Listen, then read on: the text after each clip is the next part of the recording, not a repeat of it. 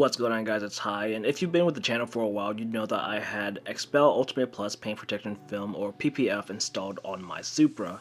Well, in this video I want to share with you the general aftercare regimen for this product, because if you've invested in PPF, you'll want to make sure to treat it right to get the most out of that investment. Caring for PPF is a little different from normal paint, but it's nothing too crazy. First off, let's start with the time directly after installation. You do not want to wash the PPF for 48 hours. From what I was told by my installer, some soaps react with the film and its adhesive and makes things not bond properly. So again, no traditional car washes for 48 hours. That being said, you do want to keep the film relatively clean. Say you get the film installed and you drive home with the car on the same day or the following day, the car may get a little bit dirty. In my case, I caught some dead bugs on the bumper. In this case, there are some products that you can use to spot clean. I personally use Meguiar's Last Touch Spray Detailer. As the name implies, this is a quick detailer. For those unfamiliar with this type of product, it's essentially a slick liquid that allows you to spray on and pick up light surface contaminants without scratching the surface and without needing soap and water. I personally use Last Touch, but any spray detailer from a reputable company should suffice. I'll leave links to the products that I used and some other options in the description below. Moved it out of the first 48 hours, you will be able to wash the car, but this is kind of dependent on your situation. If you had the PPF installed in the summer, the adhesive is going to bond quicker than if you had it installed in the winter. If you store your car in a climate controlled environment, then it doesn't really matter, so that 48 hours should be fine. Although I had my PPF installed in the summer, I just played it safe and waited a week before doing any washes.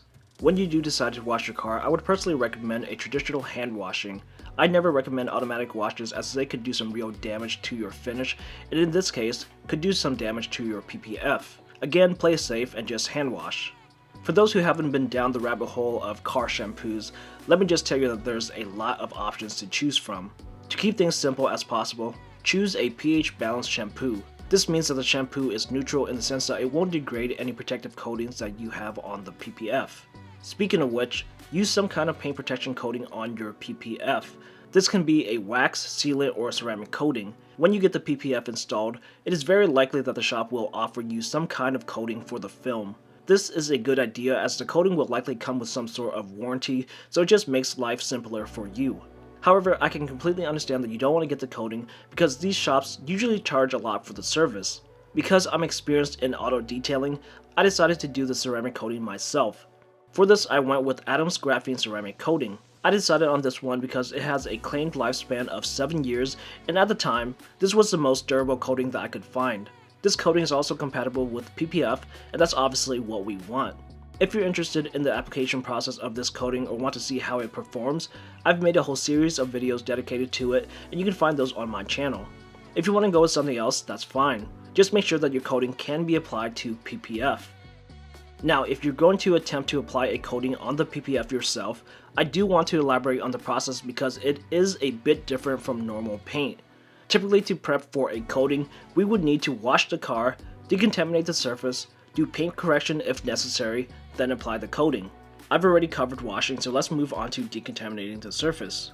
Decontamination is usually a two-step process: chemical decontamination and mechanical decontamination. Chemical decontamination involves using an iron remover chemical to remove any ferrous metals that may be embedded in the surface. Then you move on to mechanical decontamination and use a clay media to pick up anything that's left over. This process should leave the surface smooth and contaminant free. However, with PPF, we are advised to not use any harsh chemicals as it could damage the film. XPEL doesn't say anything about using an iron remover, so I would personally play it safe and just skip the chemical decontamination process, as iron removers can be quite harsh chemicals. They can damage paint if used improperly, so I have a feeling that they can have some negative effect on the film. With mechanical decontamination, XPEL does explicitly state that the film can be clay barred, so we're good there. Just use some quick detailer mentioned earlier as a clay lube and go for it. From decontamination, we would typically move on to paint correction, and this involves using a polisher to remove any defects and allow for the best possible adhesion of the coating to the surface. Now, I have seen people polish PPF. However, I personally do not recommend this. Paint correction is essentially abrading the defects away. With PPF, this means that you're abrading away a microscopic portion of the film. Now remember, XPEL has a self-healing top layer. It's unlikely that you'll polish through the entire film, but it may be possible for you to polish through the self-healing top layer. To repeat myself, play it safe. Don't do anything that can negatively impact the film. It's a one-way road. Once the damage is done, there's no going back. So I would personally advise to skip paint correction altogether. So from here we move on to the last step before the actual coating process, that is to give the surface a wipe with some isopropyl alcohol. The alcohol strips the surface of any remaining oils and residues and leaves the surface as bare as possible. The official XPEL website mentions that you can use 99% isopropyl alcohol on the film. At this point the film is ready for coating, and I would say that this is absolutely necessary. If you want to maximize the life of your PPF, you should protect the film with some sort of coating. Think of it this way. The film protects your car, but the film itself needs something to protect it. To be fair, you don't have to do this. The XPEL film comes with a 10-year warranty, but in my opinion, applying a coating just makes the owner's life easier. Again, it protects the film and reduces the chances of a warranty claim, but beyond that, having a good paint protection coating makes it easier to clean the film. Water, dirt, and debris do not stick as easily, so the time spent cleaning the car is reduced. I like to keep my car clean, so this alone makes it worth it for me.